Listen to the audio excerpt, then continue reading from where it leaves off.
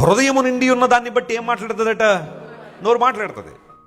కొంతమంది కొన్ని మాటలు మాట్లాడేసి ఏమనుకోద్దే సరదాగా అన్నాను అంటారు. సరదాగా అనలా, అవి హృదయంలో ఉన్నాయి కాబట్టే అన్నారు.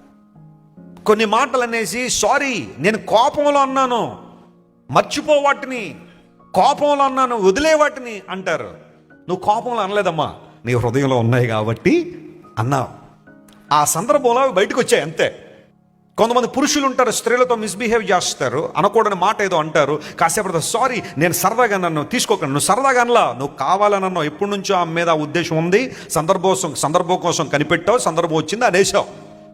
మళ్ళీ సర్దుకోక, ఇంకా కవర్ చేయక, ఇంకా సరదాగా అన్నానండి, మీరేంటి నాకు మంచి అభిప్రాయమేనండి, ఎందుకో ఆ క్షణంలో ఆ మాట వచ్చేసిందండి.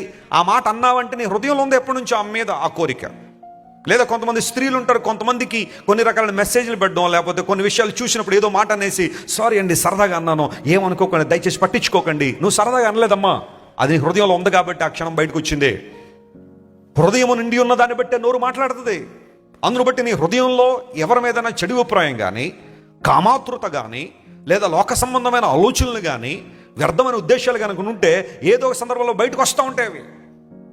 అవి నువ్వు సరదాగానో కోపంతోనో అనుకోకుండానో వచ్చేసినవి కాదవి. ఎవరు అనుకోకుండా ఏమీ మాట్లాడరో, హృదయం నిండి ఉన్న దాన్ని బట్టే మాట్లాడతారు. అందును బట్టి నీ హృదయం దేనితో నింపుకుంటున్నావు, ఏ మాటలతో నింపుకుంటున్నావు, ఏ అభిప్రాయాలతో నింపుకుంటున్నావు, ఎదుటి వాని పట్ల ఎలాంటి ఉద్దేశంతో ఉంటున్నావో చాలా క్లారిటీగా ఉండాలి నువ్వు, చాలా క్లియర్గా ఉండాలి నువ్వు.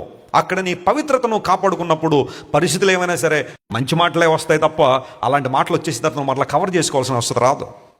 అదే బైబిల్ సెలవిస్తూ ఉంది. దేవుని వాక్యాన్ని మనం చదువుతుంటే ఆ మాటలు హృదయం యొక్క యథార్థతను ఏం చేస్తాయంట?